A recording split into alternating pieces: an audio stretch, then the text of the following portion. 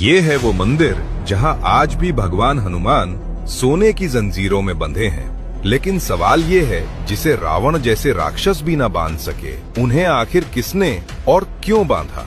कहानी शुरू होती है समुद्र देव से, जो अपनी भक्ति में इतने व्याकुल हो गए थे कि भगवान जगन्नाथ के चरणों तक पहुंचने के लिए वो अपनी विनाशकारी लहरों से पुरी शहर को बार बार डुबो देते थे। शहर को विनाश से बचाने के लिए भगवान जगन्नाथ ने अपने सबसे प्रिय भक्त हनुमान जी को समुद्र तट पर पहरा देने के लिए तैनात किया। और जैसे ही हनुमान वहां पहुंचे, समुद्र शांत हो गया, लेकिन सिर्फ कुछ समय के लिए। जब भी पुरी में कहीं भी राम भजन या कीर्तन होता, हनुमान जी अपना पहरा छोड़कर वहां पहुंच जाते और उनके जाते ही समुद्र फिर से उफान पर आ जाता। पूरी शहर पर संकट टूट पड़ता। तब भगवान जगन्नाथ ने वो किया जो कोई सोच भी नहीं सकता था। उन्होंने कहा, हे मारुति, तुम्हें कोई और नहीं रोक सकता, इसलिए आज मैं स्वयं तुम्हें कर्तव्य की बेड़ियों में बांधता हूँ। और उसी जगह जहां भगवान ने अपने भक्त को बांधा था, वही बना बेड़ी हनुमान मंदिर, जहां आज भी हनुमान जी सोने की जंजीरों में बंधे हैं, ताकि पुरी और उसके लोग सदा सुरक्षित रहें। अगर आप भी बजरंग बली के भक्त हैं, तो इस कहानी को शेयर कीजिए और कमेंट्स में लिखिए जय श्री राम, ताकि हर कोई जान सके कैसे भगवान ने अपने ही भक्त को बांधकर पूरी धरती की रक्षा की।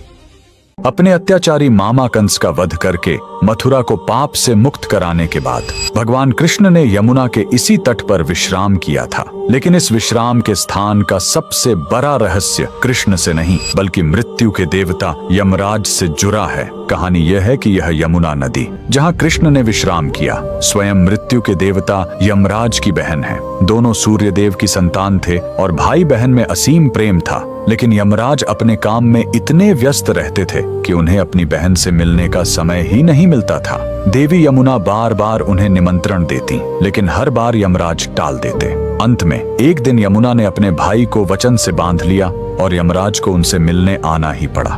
वो दिन था कार्तिक मास के शुक्ल पक्ष की द्वितीया का। उन्होंने अपने भाई का प्रेम से सत्कार किया। इस स्नेह से यमराज इतने प्रसन्न हुए कि उन्होंने यमुना को वरदान मांगने के लिए कहा। तब यमुना ने अपने लिए कुछ नहीं मांगा। उन्होंने कहा, हे भैया, मैं यह वरदान मांगती हूँ कि आज के दिन जो भी भाई अपनी बहन के घर जाकर उसका आतिथ्य स्वीकार करेगा, उसे कभी भी आपकी यमपुरी यानी यमलोक का भय नहीं रहेगा। यमराज ने तथास्तु कहा और माना जाता है कि इसी दिव्य क्षण से भाई दूज के त्योहार की शुरुआत हुई। और जिस पवित्र स्थान पर भाई बहन का यह दिव्य मिलाप हुआ था, मथुरा के उसी विश्राम घाट पर आज स्थित है भारत का एकमात्र ऐसा मंदिर जहां यमराज अपनी बहन यमुना के साथ पूजे जाते हैं, श्री यमुना धर्मराज मंदिर। मान्यता है कि आज भी भाई दूज के दिन इस घाट पर यमुना में एक साथ स्नान करने वाले भाई बहन को अकाल मृत्यु का भय नहीं रहता। सभी भाई बहन कमेंट में जय यमुना मैया जरूर लिखें। ये वो श्राप है जिसके कारण चांद की रोशनी खत्म हो रही थी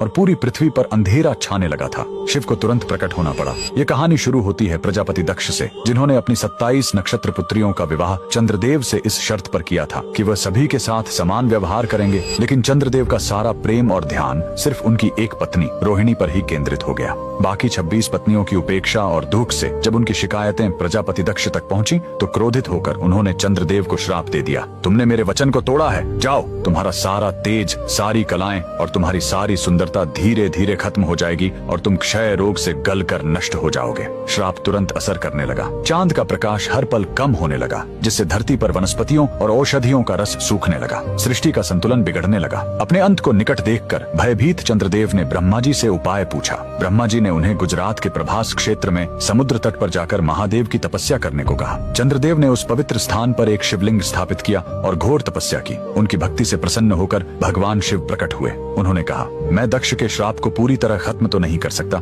लेकिन उसका प्रभाव कम कर सकता हूँ। शिव ने वरदान दिया, तुम कृष्ण पक्ष में 15 दिन क्षीण होगे, लेकिन शुक्ल पक्ष में 15 दिन फिर से पूर्ण हो जाओगे। उन्होंने चंद्र को अपने मस्तक पर धारण कर लिया और चंद्रशेखर कहलाए। और जिस ज्योतिर्लिंग की चंद्र ने पूजा की थी, वो सोमनाथ, सोम यानी चंद्र के नाथ के नाम से प्रसिद्ध हुआ। और यही सोमनाथ मंदिर भारत का पहला ज्योतिर्लिंग आज भी गुजरात के वेरावल में उसी समुद्र तट पर शान से खड़ा है, जहाँ चंद्रदेव ने श्राप से मुक्ति पाई थी। लेकिन रुकिए, इस मंदिर मंदिर का एक और रहस्य है। यहाँ मौजूद बाण स्तंभ यह बताता है कि यहाँ से लेकर दक्षिणी ध्रुव तक समुद्र के रास्ते में कोई जमीन नहीं है। भगवान शिव के भक्त कमेंट में हर हर महादेव जरूर लिखें। क्या होता है जब दो महाशक्तियां शिव और काली एक दूसरे को नृत्य युद्ध के लिए ललकारती हैं? हजारों साल पहले तमिलनाडु के इन थिल्लई वनों पर देवी काली का राज्य था। वो इस क्षेत्र की रक्षक थीं और उन्हें अपने नृत्य पर इतना अभिमान था कि वो किसी और को यहाँ नृत्य करने की अनुमति नहीं देती थीं। एक दिन भगवान शिव यहाँ आए और काली ने इसे अपनी सत्ता को चुनौती समझा।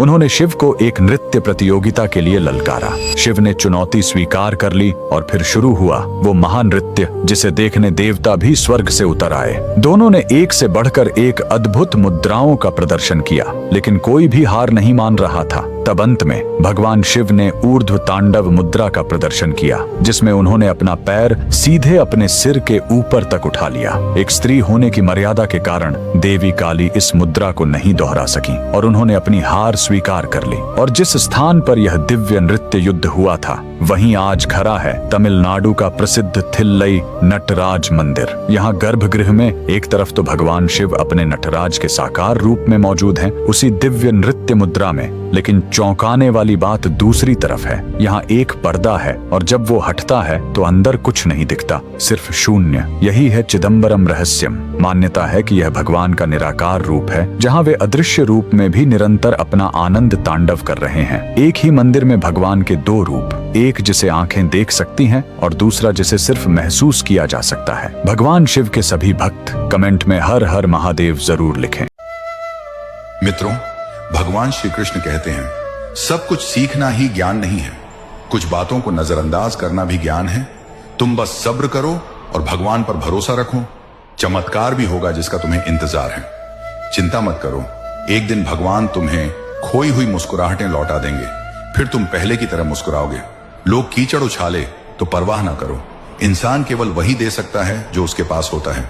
बिना किसी शिकायत और निंदा के सिर्फ एक दिन बिताकर देखो, शांति और खुशी ढूंढनी नहीं पड़ेगी। लोगों को इस बात से कोई फर्क नहीं पड़ता कि आप खुश हो या नहीं, उन्हें तो बस फर्क इस बात से पड़ता है कि आप उन्हें खुश रखते हो या नहीं। पागल होना भी जरूरी है जिंदगी में, समझदार लोग कहां खुलकर हंसते हैं। बुरा करने का ख्याल आए तो कल पर डालो, अच्छा करने का ख्याल आए तो आज ही कर डालो। परिवर्तन स्वीकार करना आपको हर कठिन स्थिति में खुश रहने की शक्ति देता है। जीवन एक बड़ा सफर है, आपको हर किसी को जवाब देने और हर चीज पर प्रतिक्रिया करने की जरूरत नहीं है। यदि समय तुम्हारा इंतजार नहीं करता तो तुम सही समय का इंतजार क्यों करते हो? याद रहे, जो समय चल रहा है वही तुम्हारे लिए बेहतर समय है।